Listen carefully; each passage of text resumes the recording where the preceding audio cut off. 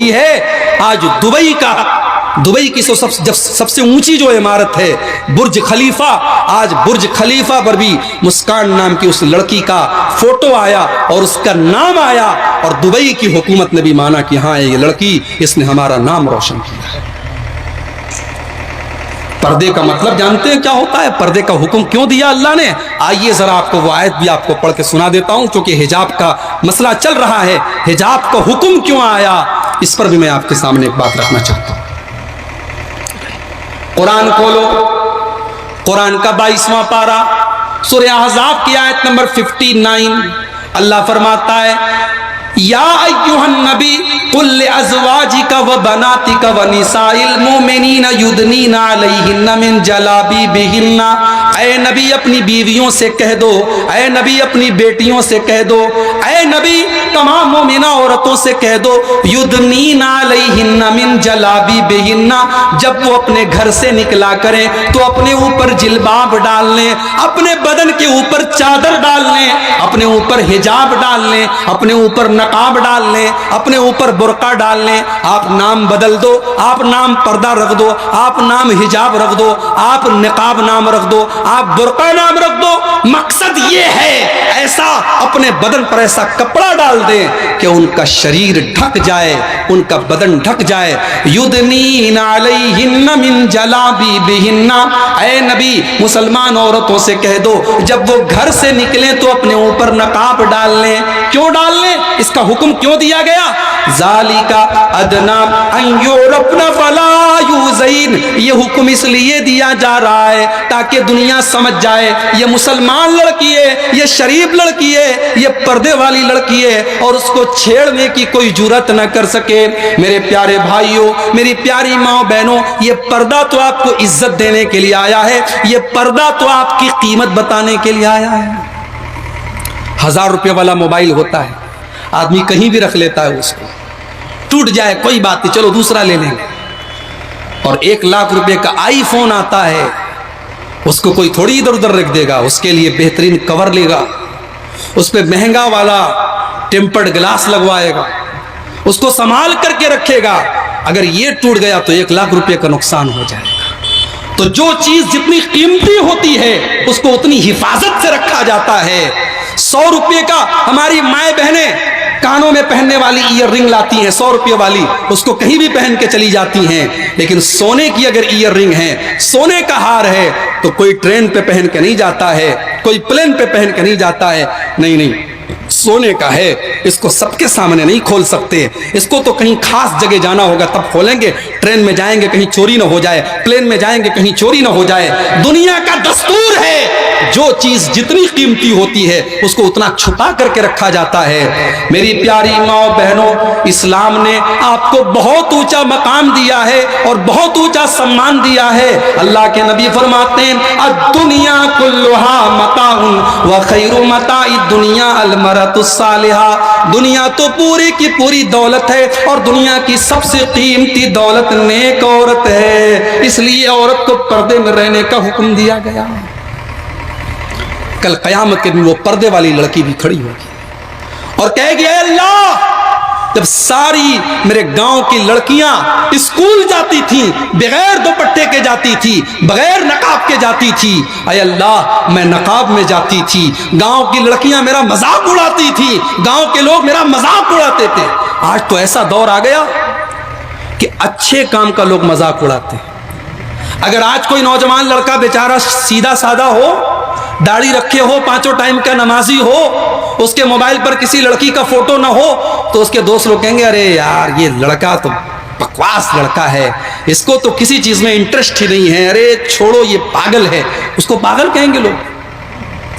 जिस गांव में पर्दे का माहौल नहीं है, उस गांव में कोई मुसलमान लड़की अगर पर्दे में निकले, गांव वाले कहेंगे, देखो ये आ गए अल्लाह वाले, इन्हीं को तो बस पर्दा करना है, हम लोग को तो पर्दा नहीं करना है। ये दुनिया का दस्तूर है मेरे भाई। जब गंदगी बहुत ज्यादा फैल जाती है तो अच्छी चीजों को लोग गलत समझते हैं।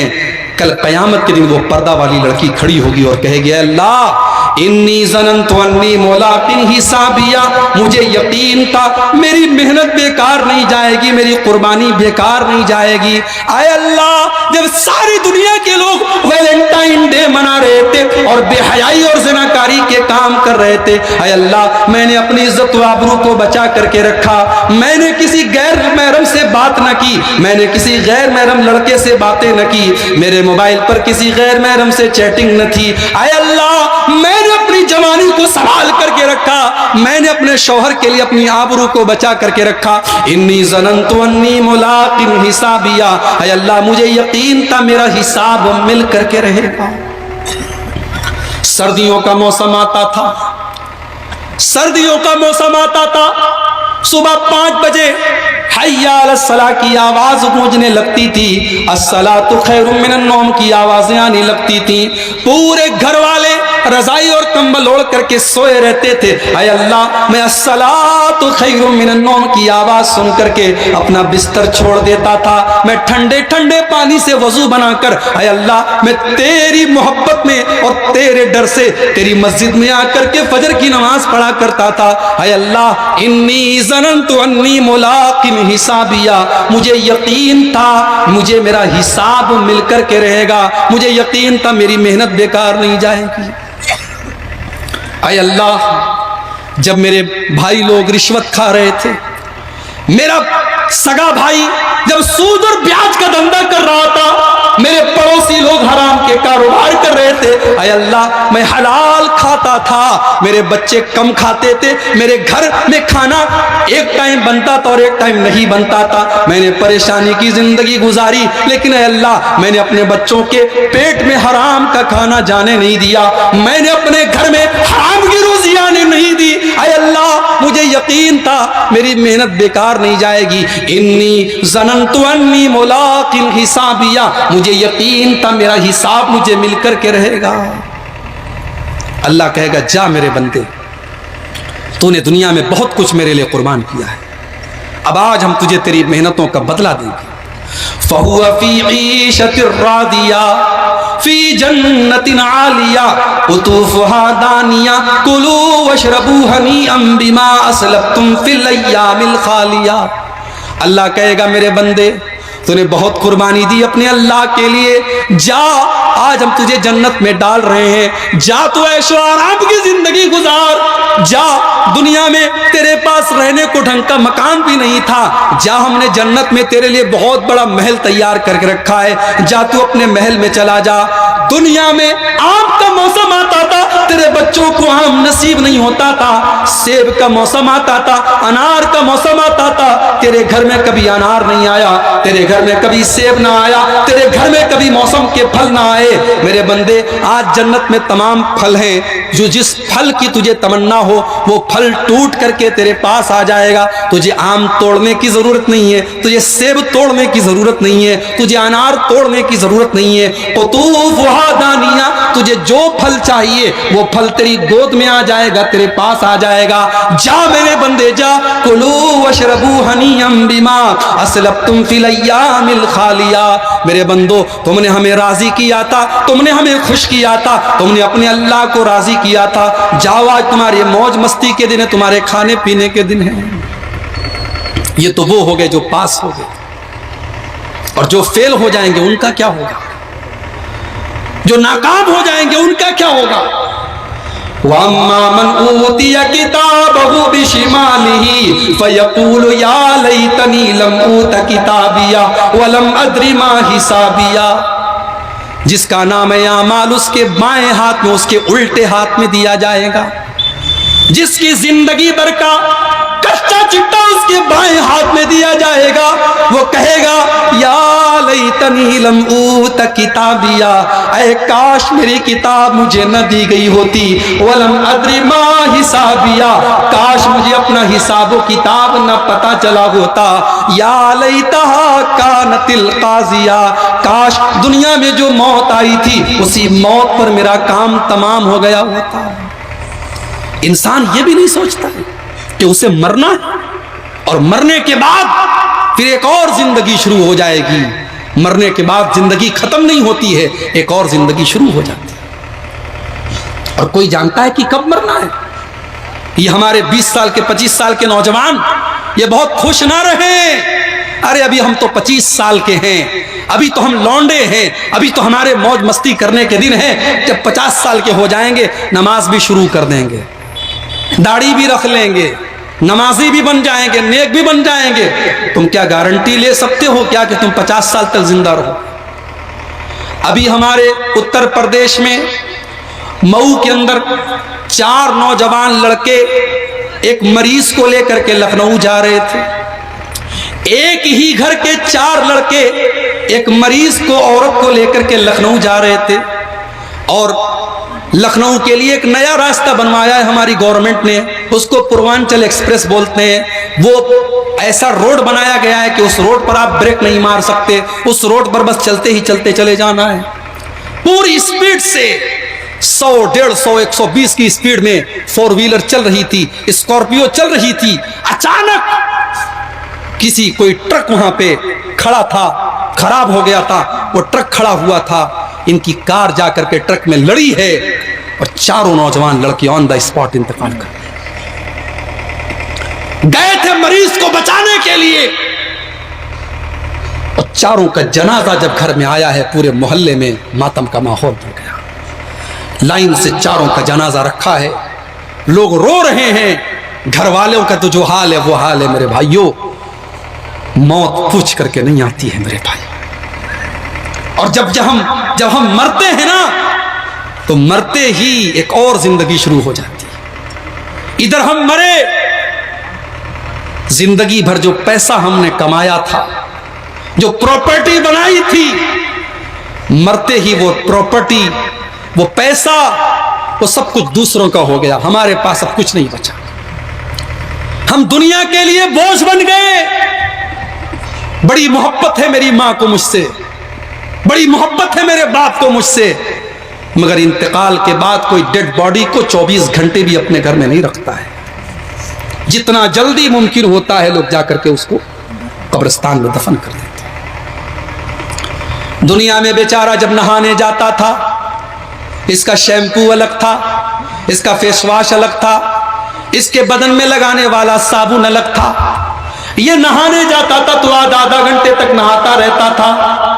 आज मरा पड़ा है, आज इतना बेबस और कमजोर है, आज लोग इसको नहला रहे हैं, आज इसके रिश्तेदार इसको नहला रहे हैं। और जब नहलाते हैं तो पानी गर्म करके नहलाएं या ठंडे पानी से नहलाएं, इसको क्या फर्क पड़ता है। दुनिया में सर्दी का मौसम होता था, ये जिद करता था मैं गर्म पानी से नहाऊंगा। आज बेचारा तो इस लायक भी नहीं बचा है कि कह सके ओ लोगों मुझे गर्म पानी से नहला दो, मैं ठंडे पानी से नहीं नहा सकता हूं। आज इतना बेबस है, इतना कमजोर है, आज दूसरों के सहारे इसको नहलाया जा रहा है। आज लोग इसके बदन का कपड़ा उतार रहे हैं, आज लोग इसको नहला रहे हैं।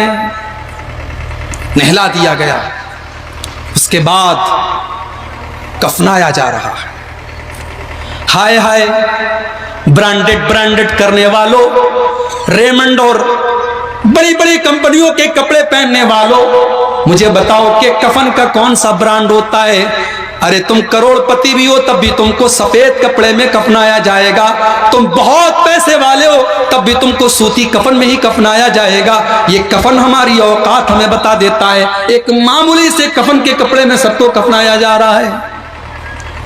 कफना भी दिया गया, नहला भी दिया गया, माँ बैठी रो रही है, बाप बेटा रो रहा है, बेटे बच्चे रो रहे हैं, लेकिन कोई ये कहने को तैयार नहीं है कि मरने वाले को दफन न किया जाए, मरने वाले को रोक लिया जाए। नहीं, रो तो सब रहे हैं, मगर कोई उसको रखने के लिए तैयार नहीं है। जल्दी से उसको कफना दो, जल्दी से उसको दफना दो।